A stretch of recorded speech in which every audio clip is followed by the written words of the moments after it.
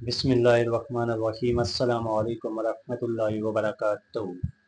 آج ہم پوری امت مسلمہ سے مخاطب ہیں اور آپ سے کچھ اہم باتیں کرنی ہیں جو آپ کے علم میں ہونا ضروری ہے۔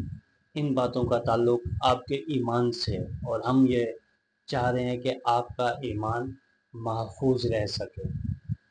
تو ہم جو آپ سے عرض کرنا چاہتے ہیں وہ یہ ہے کہ کوئی بھی علماء یا کوئی اور بھی کبھی بھی آپ کے سامنے اگر ہلکی سی بھی یزید کی تعریف کرنے لگتا ہے تو آپ نے ان کی باتوں کو ہر لحاظ سے رد کرنا ہے اور اس کے ایمان پہ شک کرنا ہے اور دوبارہ کبھی اس کی باتوں پہ بھروسہ نہیں کرنا، کیونکہ پھر وہ حق پہ نہیں کہلائے گا، اس کو حق پہ سمجھنا سراسر غلطی ہوگی۔ تو اس چیز سے بچنا ہے۔ اور دوسری بات جو ہم آپ سے عرض کرنا چاہتے ہیں وہ یہ ہے کہ ہمارے جتنے بھی صحابہ ہیں جنہوں نے ہمارے نبی پاک کا کلمہ پڑھا ہے، جو ایمان لائے ہیں، تو ہم ان کو صحابہ مانتے ہیں، اور جو کوئی بھی ہمارے ان صحابہ کے متعلق اگر کوئی تفرقہ پیدا کرنے کی کوشش کرتا ہے تو آپ کو اس کی باتوں کو بھی رد کرنا ہے، تو اس کے ایمان پہ شک کرنا ہے، پھر اس کی باتوں کو کوشش کریں نہ سنیں تو بہتر ہے۔ لاکھ وہ ادھر ادھر کی باتیں کرے، وضاحتیں دے، تو آپ کو ہوشیار رہنا ہے۔ کیوں کہ ہمارے جتنے بھی صحابہ ہیں، ہمارے ہر صحابی کی شان الگ ہے، رتبہ الگ ہے، تو ہمارا کام ہے صحابہ کو ماننا۔ ہم ان کے اندر فرق نہیں کر سکتے۔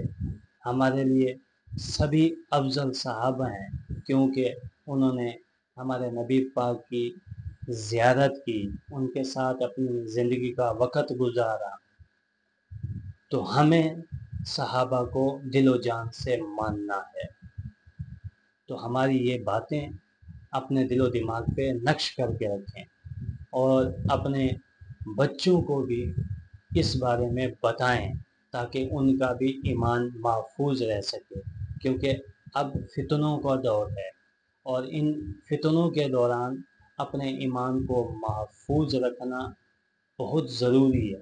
کہیں ایسا نہ ہو کہ ہم کسی غلط فہمی کا شکار ہو جائیں اور ہم اپنے ایمان سے چلے جائیں۔ تو اس لیے ان چیزوں کے اوپر خاص طور پہ غور و فکر کرنی ہے۔ تو ہم نے آپ کو یہ اس لیے بتایا ہے کیونکہ یہ وقت کی بہت اہم ضرورت ہے اور کافی نئے نئے طریقے ایجاد ہو رہے ہیں فتنے برپا کرنے کے، تو اس لیے ان سے محفوظ رہنا ہے۔ تو ان چیزوں کو سمجھنا ضروری ہے۔ کوئی بھی یزید کی ذرا سی بھی تعریف کرنے لگے تو آپ نے فوری اس کی بات کو رد کر کے اٹھ کے چلے جانا ہے اور دوبارہ کبھی کوشش کرنی ہے کہ اس علماء کی کسی بات پہ بھروسہ نہ کریں۔ اور خالی یہ علماء کی بات نہیں کر رہا ہوں، اور بھی بہت سارے ہیں جو اپنے آپ کو اس رنگ میں ڈھالنے کی کوشش کرتے ہیں، کیونکہ وہ ہر لحاظ سے امت مسلمہ کے اندر شر پھیلانے کی کوشش کر رہے ہیں۔